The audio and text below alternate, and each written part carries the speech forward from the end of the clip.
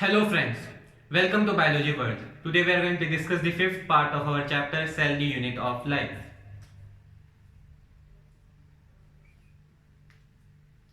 In today's part we are going to discuss about the ribosomes and the inclusion bodies, by which we are going to end our prokaryotic cell and thereafter we are going to start our eukaryotic cell.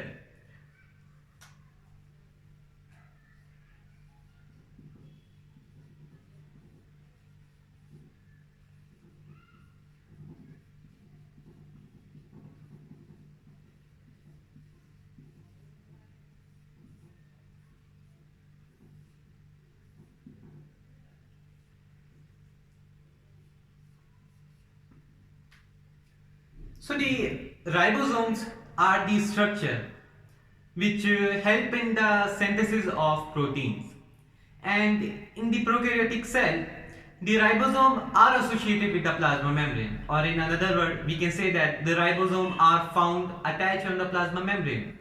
So the ribosome are associated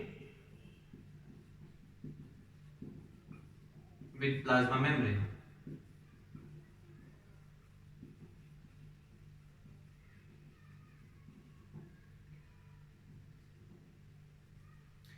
Now talking about their size, a ribosome measures to be around 15 nanometer to 20 nanometer in size.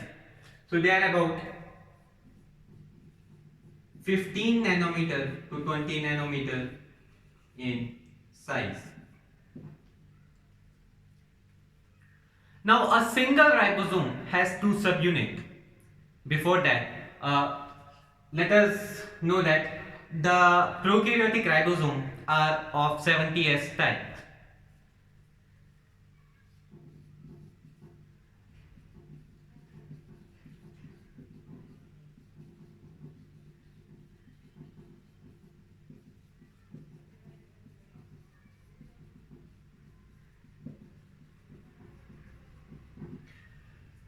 So the prokaryotic ribosome are of 70S type, and each ribosome is made up of two subunits. In prokaryotic, it is the two subunits are the 50S and the 30S, which when together they form and are represented as 70S and not the 80S. This is the procedures which are established by the scientists, so we can't argue, and we have to agree that the prokaryotic ribosomes, they are of 70S type, and together they are represented, and they have two subunits called 50S and 30S, and together they are represented as 70S and not 80S. Similarly, in eukaryotic cell, the ribosomes are of 80S types and also has two subunits, the 60S and the 40S. Together both the subunits are represented as 80S and not the 100S. Now if you look, the prokaryotic ribosome are of 70S. What do we mean by the letter S here? The S, it says Svedberg unit. So I can say that S is Svedberg unit, and the Svedberg unit is indirectly a measure of density and mass. So I say the Svedberg unit is indirectly a measure of density and mass. So the prokaryotic ribosomes are of 70S and they have two subunits. Now we are going to discuss about the structure which is formed by the ribosome. Now several ribosomes may attach to a single mRNA molecule, and the resultant structure is called as polyribosome or polysome. The ribosome which is attached to this structure, or the ribosome of polysome, they translate the mRNA molecule into protein. Let me explain to you guys. What I am saying is several ribosome, for example M. So several ribosome in such a way, they may attach to a single molecule of mRNA, where mRNA full form is messenger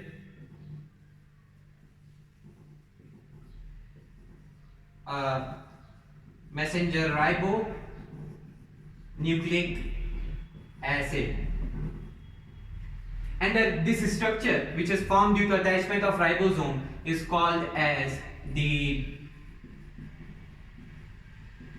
polyribosome, or we can say polysome. Now what they are doing is, the ribosome of the polysome, that is the ribosome which is attached to this structure, the ribosome of the polysome translate the mRNA molecule into protein, because that's what the function of a ribosome. The ribosome help in the synthesis of protein. So what they do is, in this structure, I say that the ribosome, it translate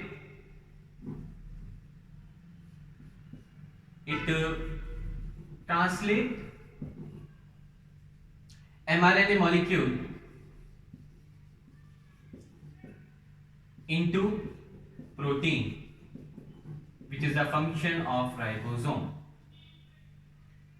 Now let us discuss about the inclusion bodies, and we end our ribosome.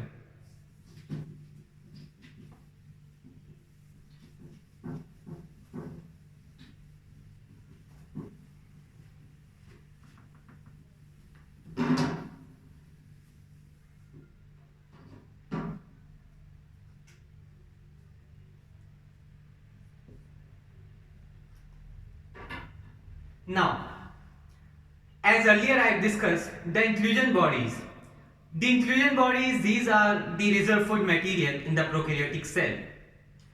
In the condition when there is no food available for the prokaryotic cell, they can use these reserve food material in emergency condition and can get energy from them.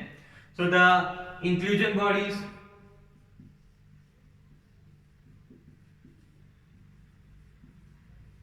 it is reserve food material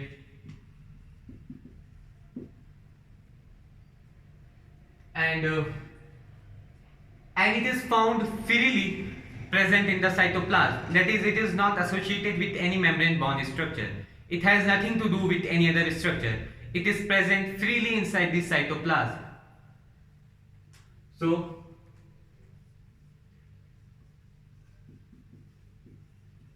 not associated with any membrane bond structure and present freely inside the cytoplasm.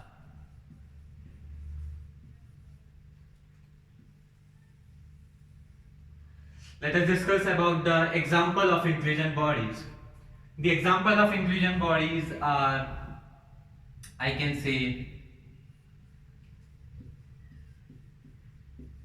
phosphate granule, cyanophycine granules, and glycogen granules. So these are the example of inclusion bodies which are maybe present in the prokaryotic cell. So we end our explanation about prokaryotic cell. Now we are going to start the basics about eukaryotic cell.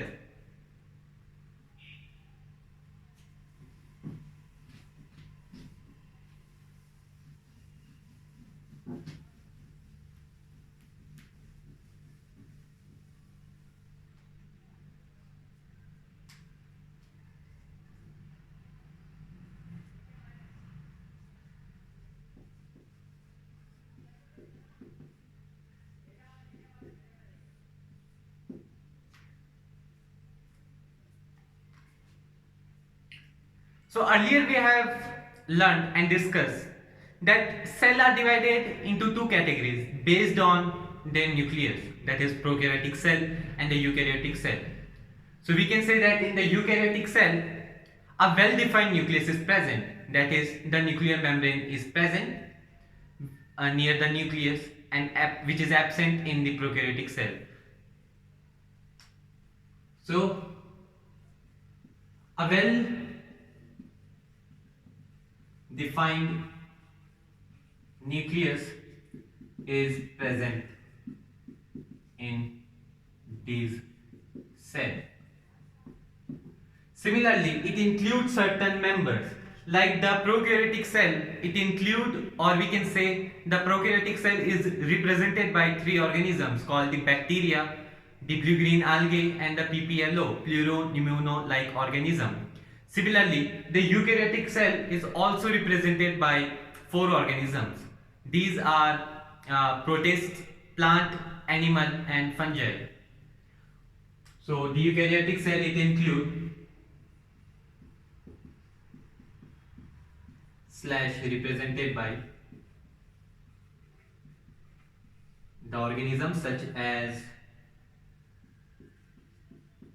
protists, plant, animal and fungi.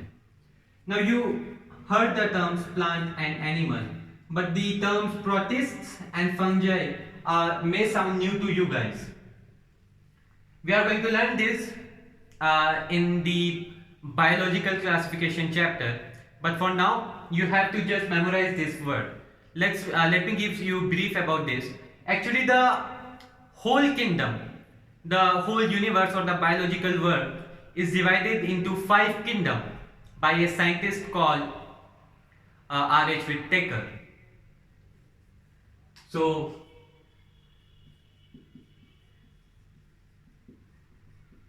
R.H. Whittaker, he divided whole universe, whole biological kingdom into 5 kingdoms, and we say that he has given the 5 kingdom classification. According to this, the whole universe, it constitutes of kingdom 1 Monera, kingdom 2 Protista, kingdom 3 Plantae, kingdom 4 Animalia, and kingdom 5 Fungi. So from this we can conclude that any bacteria, any organism which we found on the earth, it will belong to only this 5 kingdoms. There is no other 6 kingdoms. There are only 5 kingdoms.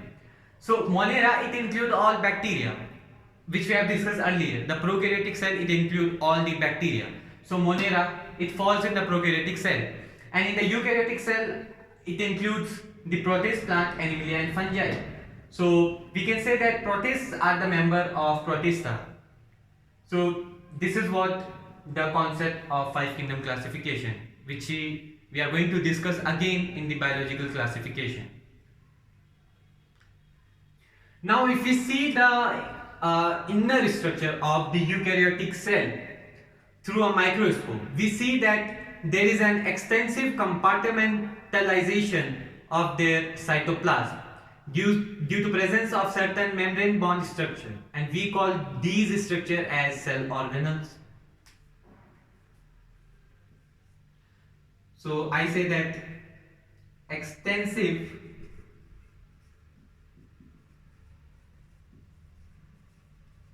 compartmentalization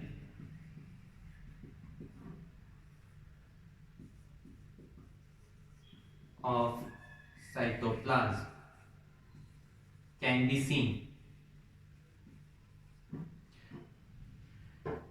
So extensive compartmentalization of the cytoplasm in the eukaryotic cell can be seen. Through the compartmentalization, I mean the whole cytoplasm, it seems under the microscope to be into a pieces or into a boxes in such a way. Let us consider this as a eukaryotic cell.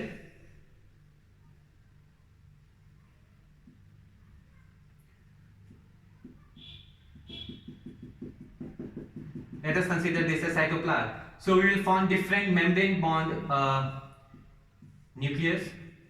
So we will form different membrane bond we can say structure, which we call as organelle. So this is membrane bond structure which are called as cell organelle.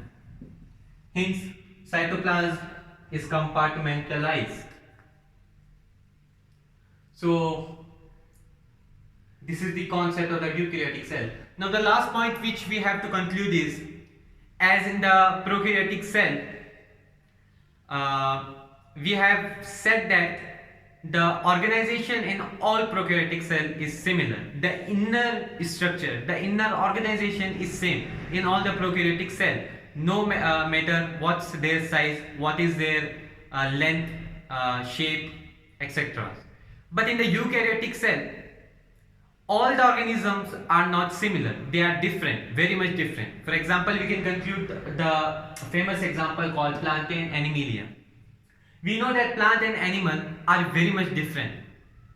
For example, plant have cell wall, they have plastid, they have vacuole, which is very much absent in animal. And then animal have centrosome, which is a cell organelle, and it helps in cell division, which is absent in almost in all the plant cell. So the eukaryotic cell are not similar to each other, like the prokaryotic cell, which are similar to each other. One point I am missing is a basic chart which I am going to show you in the cell organelle. In the cell organelle, we are going to discuss about organelles such as endoplasmic reticulum, and from here the chapter is going to be very interesting. We say the Golgi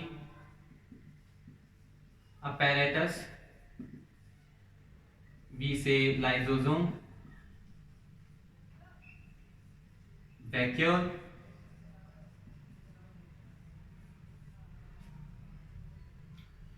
it could be mitochondria,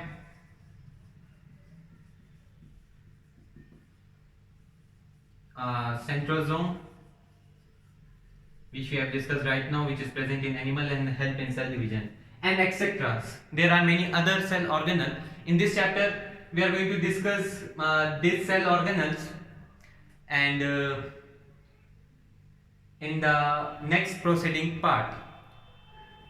So this and the basics of eukaryotic cell, and now in the next part I am going to discuss about the cell membrane and cell wall in detail, and then we are going to start about the endomembrane system, in which we are going to learn about this 4 cell organelle called endoplasmic reticulum, Golgi apparatus, lysosome, and the vacuole. So together these 4 fall in endomembrane system. So yes, so thank you, and let me know your guys doubt in the comment section. Thank you.